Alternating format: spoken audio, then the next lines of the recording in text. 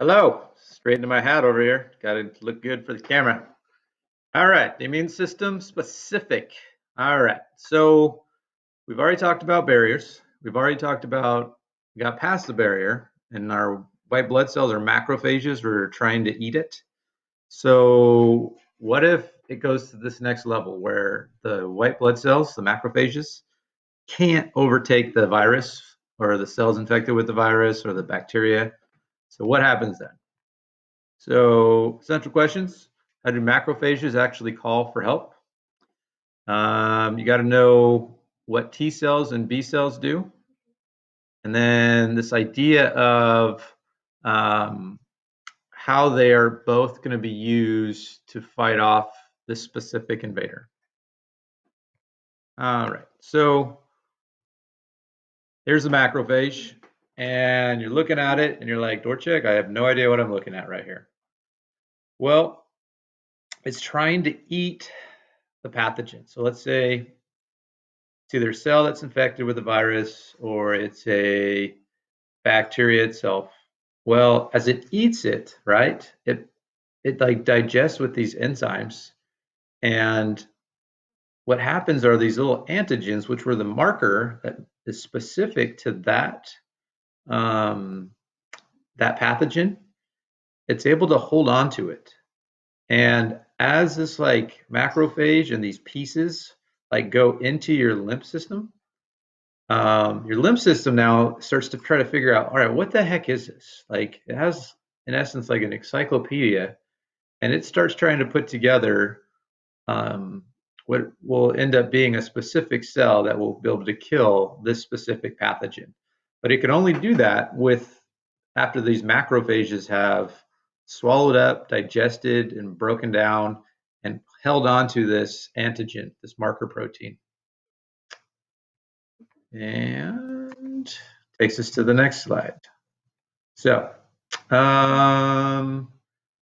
first one that gets made, these helper T cells. What they do is they bind to the antigens, they recognize the markers, and then they start to create these cytotoxic or killer T cells, which will only attack and destroy this one invader, this one pathogen.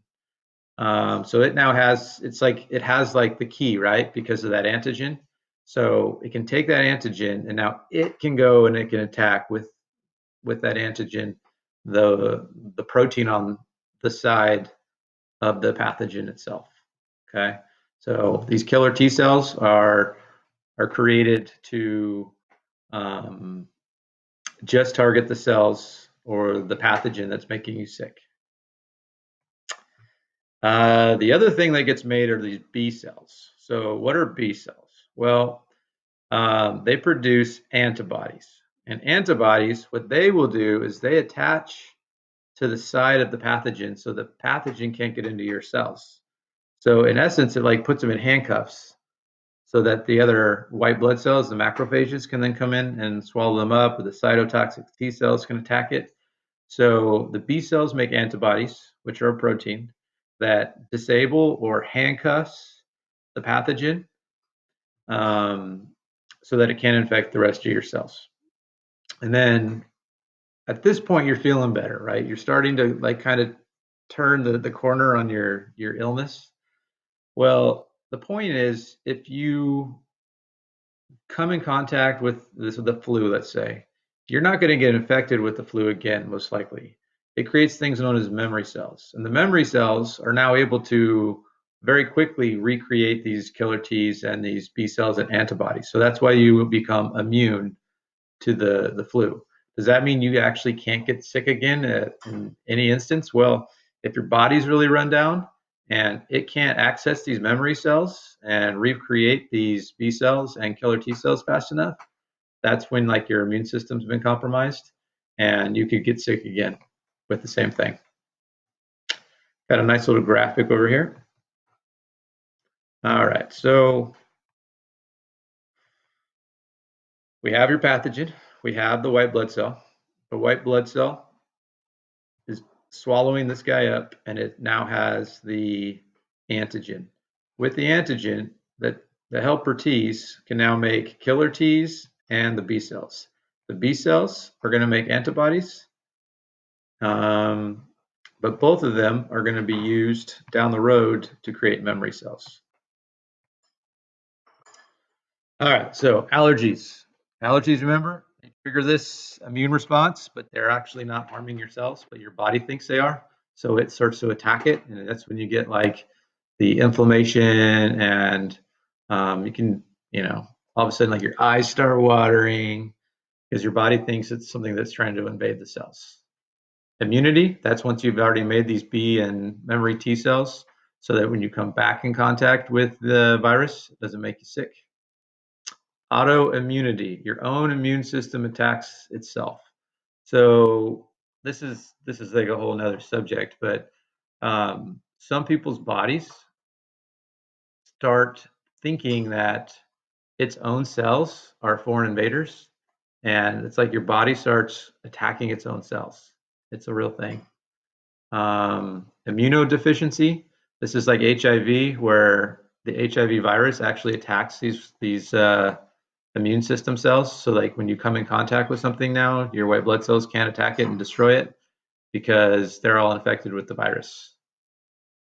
Vaccination. All right, so a vaccine, what it does is it actually injects the dead virus so that your body can make the B cells and the memory cells and the killer T cells. So it makes the memory cells. So it doesn't actually make you sick. Some people are always afraid, like if they get a vaccination, that they're going to get sick with the virus, but it won't. But it could kind of trigger your immune response, and you might kind of like feel a little bit like yucky for a little bit, but you don't actually get infected with the virus.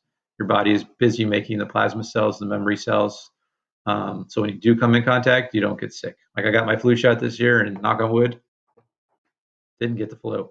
So, but every year, like I have to go in and like get a new vaccination because that's another thing about viruses is they mutate and they change. So like next year's flu is going to be different than this year's flu, and my body has to relearn and reorganize and figure out the right antigen again to create new antibodies and killer T's.